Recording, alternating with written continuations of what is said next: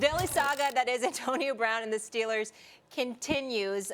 Max, are you okay with how Brown's handling the situation? Because he is clapping back, calling out Kangol hats, glasses. Sure, people feel very comfortable talking about him publicly. He has every right to talk about other people publicly. Now, the content of what he says, you can decide for yourself if he's right or not. When you actually examine what was said about him and his response, my comment is Antonio Brown is thin-skinned about this.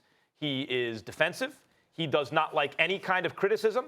That, it seems to me, that goes a lot. Even him going at Arians, oh, I'm the diva, but you have the Kangol and the glasses. Well, even if you think Arians is a diva or whatever you want to say, wants attention or however, Antonio, what's that got to do with you, Antonio?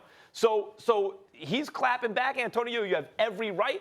I understand why if the guy's one of the best who ever did it, which Antonio you are, and you continually are criticized in the press, you may be like, hey, why is everyone looking at me? Look at other people.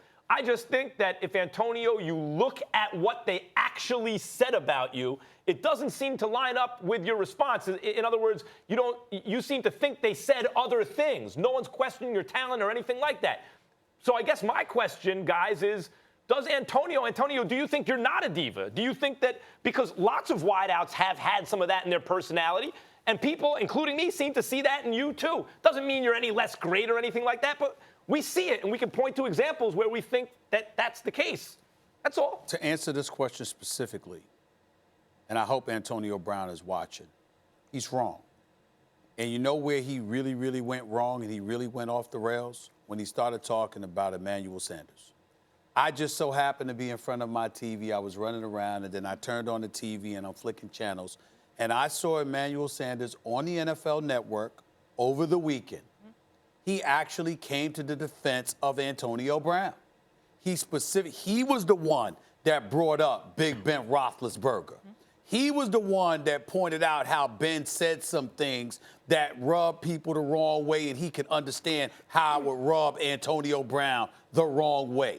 He was the one that reminded everybody of the work ethic. He was the one that spoke up on behalf of Antonio Brown. Now, he could have completely absolved Antonio Brown, because how can you absolve somebody that doesn't show up for a couple of days, is unreachable, and then shows up on a game day where Coach Tomlin is forced to tell him not to play, and he shows up with a fur coat on the sideline, and he leaves the game early? I support Antonio Brown. I'm the one that brought up Ben Roethlisberger as well. But I specifically watched Emmanuel Sanders come to the defense of Antonio Brown. So he's clapping at everybody. So you clapping at everybody, and the fact is, Emmanuel Sanders' tweet was right on the money. They flew you to L.A. to be an analyst. They presented the situation to him. Michael Irvin, the playmaker, was on the record saying he was uncomfortable with how the kind of position that Antonio Brown put a black coach like Mike Tomlin in that situation, considering the firings that took place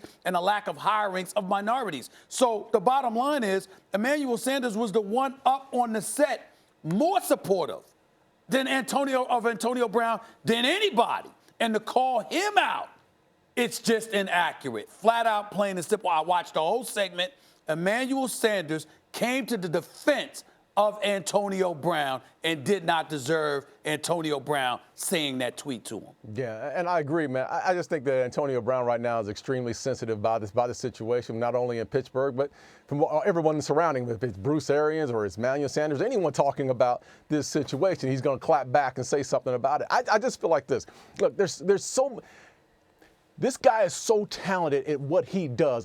You want the best for him in Pittsburgh. You want this to work out in Pittsburgh. You want everyone to take a step back and say, hey, look, let's figure this out. Let's let everything die down, and then let's figure this out in a month from now, and we can move forward on either side of things.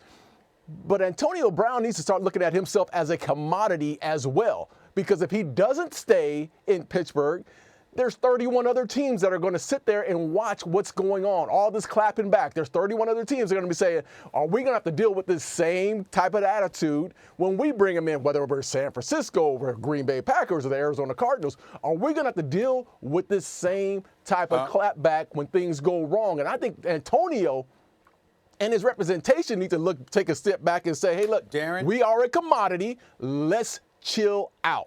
Darren, let me ask you a question. I'm really interested in hearing what you have to say about this, because Ben Roethlisberger has been conspicuously quiet in all of this. Oh, yeah. I have a problem with that, and here's why. Antonio Brown and his issues are directly connected to Big Ben Roethlisberger. Antonio Brown is an elite receiver. One could make the argument that he has made Ben Roethlisberger look just as good as Ben Roethlisberger has made him look over the years.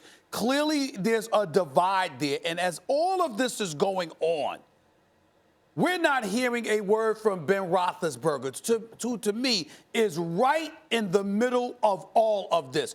Do you think it's apropos for the star quarterback of the Pittsburgh Steelers, the future Hall of Famer, to be quiet?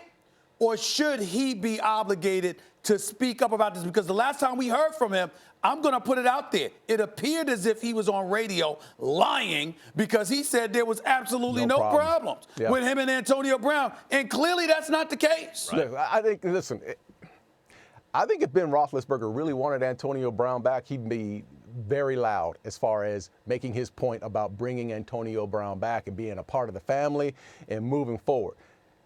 Him being quiet through the situation, I think it speaks even louder to the fact of it's time for Antonio Brown to move on, and let's move on with Juju Smith and the rest of the group, and it's okay. Let's turn the page on the situation. That's the way I'm looking. Listen, this problem with Ben Roethlisberger has been going on for a long time. This isn't like this is the first year that this is going on. This has been going on for a while, and if that's the case, and if Ben doesn't want Antonio Brown away on that football team, the best thing he's doing is being quiet, let Tomlin talk about it, let Rooney talk about it, let's step back. But if you really wanted him back, in the fold, he'd be more vocal about bringing Antonio back to the Steelers football team.